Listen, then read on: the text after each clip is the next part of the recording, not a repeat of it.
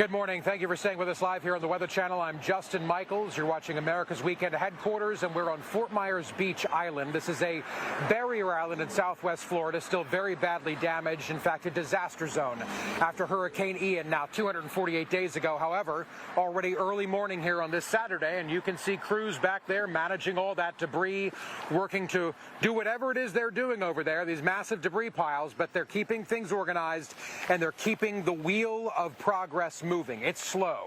Disaster recovery is a marathon, not a sprint, but there are signs of it all across this island. A good example, the Goods, your every island everything store is what is known as here. It's a hardware store, it's a t-shirt shop, you name it. You can also see it was gutted by the 12 feet of storm surge that came through here 248 days ago. However, if you look across the street right over here, the owner, Graham, has reopened in that trailer, doing the best he can to keep his small business moving. And this is what so many people are doing on this island. Though they can't build a brick and mortar store in the last 248 days because of supply chain issues, contractor issues, being able to get approvals, of course, the insurance problems when it comes to the state of Florida after a major storm like this, all sorts of issues present. But these people are doing what they can to come back as best they can to try to keep their business moving and keep this island moving. Another example right here, Mojo's Coffee Shop. We're going to get some coffee here in a little bit. This used to be a brick and mortar breakfast shop, a brick and mortar coffee shop. It is now gone, setting up a trailer, doing some outside seating, doing what they can to keep moving. Another example of the resilience in the aftermath of a disaster. And it's not just Fort Myers Beach. Down into Naples, other areas of disaster, Sanibel Island, going up to Captiva Island, all these coastal areas in southwest Florida that were just hammered by what was at the time a Category 4 storm packing 150-mile-per-hour winds. So tourists need to come back, and that's the number one thing people here want you to know. Stay inland. Have your hotel there, but vacation out here and frequent these businesses. Watch. Jeff and Carol Barton have been vacationing in Fort Myers Beach for more than a decade. Devastating. Look at that. Like, that's devastating. It's the first time they've been back since Hurricane Ian tore through their coastal getaway. Devastating, but But hopeful. I'm old-fashioned. You got to remain hopeful that they'll fight through. All through the whole history of the different catastrophes, people fight through, and it's amazing how fast they can recover. But the Bardens are just two of thousands of people returning to a very different Fort Myers Beach. You're going to look online, you're going to see pictures from before, you're going to pull up Google Maps, it's still going to look like there's a bunch of buildings here. So, I mean, none of that has really changed online. You're still going to be seeing advertisements for businesses that aren't here anymore. Only a quarter of the island's restaurants have reopened, even fewer vacation rentals. Everybody is working so hard to get it, like, back to, I guess, the word normal. But the work is hard. This barrier island was under 12 feet of storm surge. We've been open since January 3rd. It's been pretty business as usual. Right. So, I mean... Except on the beach and no building. Except on the beach, no building. Yeah.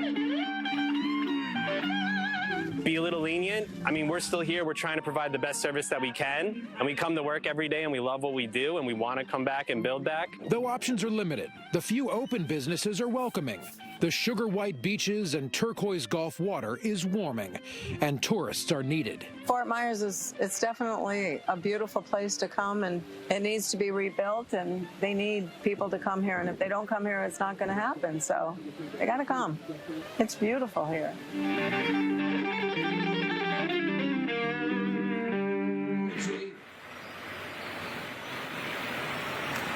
That's right. Florida tourism. It is the driver of this economy, and they do need people here. But again, remember to manage your expectations. Kelly and Reynolds, what people are getting into, you're going to see things like that. Businesses totally destroyed by the power of the winds and the water that came through here. But guys, remember this also, and I love this. Every time I see it, I love what I see here, because we've got Mojo's operating over here out of a trailer.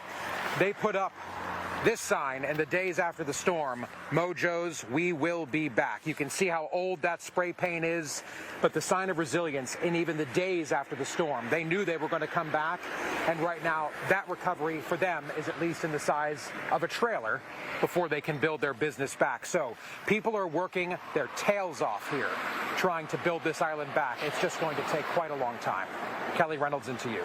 I mean, I love the creativity of these store owners, you know, without the brick and mortars and just setting up shop where they can. But Justin, as far as you're concerned, you're staying, what, about a mile inland, and that's where it's better to stay, right? You can't stay on the coast.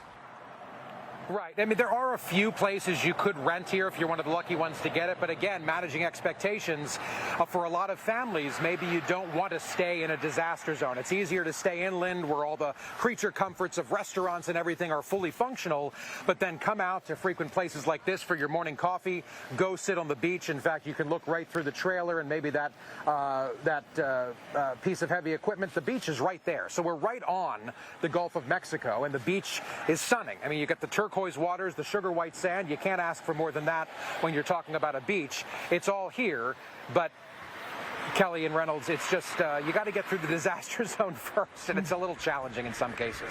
Right. Okay, brighter days ahead. Thank you so much. Great report. Extra correspondent Justin Michaels. See you in a few moments.